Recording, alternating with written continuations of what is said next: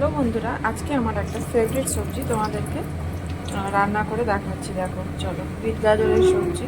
তোমরা অনেকেই করেছো বাড়িতে যদিও, তো আমি কিভাবে করি দেখো। প্রথমে কিন্তু গোটা গরম মশলা দিয়ে দিলাম, ওটা একটু ভেজে নিলাম, তারপরে ফুলকপি।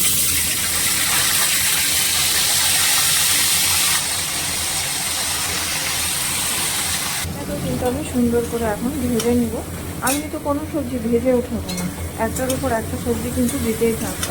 তো বেগুন ভাজার তেলে যেহেতু আমি করে নিচ্ছি, সেহেতু কালারটা এরকম হচ্ছে, তা না হলে কোনো অসুবিধা, মানে অন্যরকম রান্না হতো, মানে ফুলকপিটা আমি উঠালাম না বেগুন ভাজার তেলটা, কারণ বিট গাজর দেবো, সেই তো লালই হবে। সে তুমি ফ্রেশ তেল দাও আর কিছু ভেজে তার তেলটা দাও। তো যাই হোক, ওই জন্যই আমি আর কি উঠালাম না।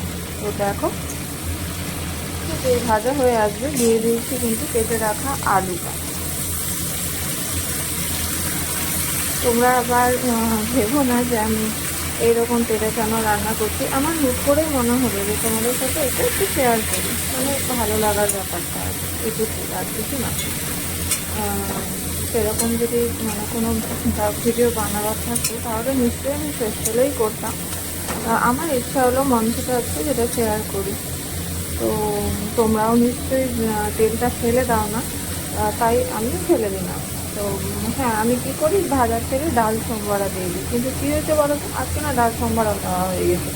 মানে আজকে রান্নাটা না, মানে দেরি করে ওঠার জন্য সব ভাজা বড়লো হয়ে গেছে। তো চলো, দেখো, আশা করছি ভালো লাগবে। আমার আলু ফুলকপি ভাজা হয়ে গেছে, এবার দিয়ে দেবো বিট আর গাজর।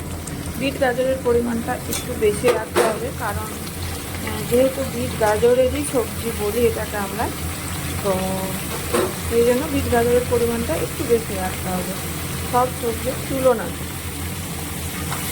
আচ্ছা, এটাকেও একটু হালকা ভেজে নেব, নিয়ে তারপরে কিন্তু এখানে যে চারটিটা মটরশুঁটি আছে এটা দিয়ে দেবো। ভাজতে ভাজতে কিন্তু অলরেডি তরকারি লাল হয়ে গেছে। তো বলো তোমরাই যে আমি কি তেলটা না চেঞ্জ করে খুব বড় ভুল করে ফেলেছি। আর দেখো, এই যে দিয়ে দিলাম বাকি সব সবজিগুলো, দিয়ে একটু সামান্য হালকা ভেজে নেব, কারণ এই সবজিগুলো খুব তাড়াতাড়ি গলে যায়, তোমরা সবাই জানো। তো একটু সামান্য অত করে নেবো একটু। দেখতে দেখো বন্ধুরা, যেমন লোভনীয় লাগে সেরকমই কিন্তু টেস্টি হয়। আমার তো ভীষণ প্রিয়, তাই জন্য ভাবলাম তোমাদের সাথে শেয়ার করে ফেলি। তোমাদের কাদের কাদের ভালো লাগে বলো তো কমেন্ট করে। দিয়ে দেবো একদম বেসিক কিছু মশলা, যেটা সব কিছুতেই দেওয়া হয়। আদা, টমেটো, কাঁচা লঙ্কা আর ধনে গুঁড়ো, ব্যাস এইটুকুই। এবার লবণ হলুদ দিয়ে ভালো করে কষিয়ে নিতে হবে মশলাটা।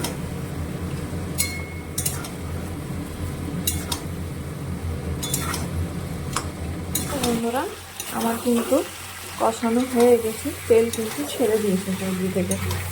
এর মধ্যে কিন্তু দিয়ে দেবো এবার জল। মোটামুটি সেদ্ধও হয়ে গেছে, আর জল দিয়ে দিব, দিয়ে একটু সেদ্ধ করে ঘি গরম মশলা দিয়ে ভাতের সাথে সেই টেস্ট। দেখো, জল দিয়ে দিলাম, এবার একটু ঢাকা দিয়ে আমি ছেড়ে দেবো এটাকে কিছুক্ষণ। আর যেহেতু এই তরকারিটা একটু মিষ্টি মিষ্টি ভালো লাগে, সেহেতু আমি কিন্তু একটু চিনিও দিব। এই তরকারিটা না সব থেকে বেশি কখন ভালো লাগে বলো তো, রাতেরবেলা পরোটার সাথে খেতে, মিষ্টি মিষ্টি করে। তো চলো, এখন আমি এটাকে একটুখানি ঢাকা দিয়ে সেদ্ধ হতে দিই। দেখো, দিয়ে দিলাম আমি একটুখানি গরম মশলা, দিয়ে দিলাম চিনি একটুখানি, বললাম না যে মিষ্টি হলে ভালো লাগে, আর দিয়ে দিলাম ঘি। ভালো করে আমি কিন্তু মিশিয়ে নেব জিনিসটাকে। তোমরা কিন্তু কারা কীভাবে করো আমাকে কিন্তু বলো কমেন্ট করো, ভুলো না কিন্তু। আর তোমাদের কাদের কাদের ভালো লাগে সেটাও কিন্তু বলো কমেন্ট করে।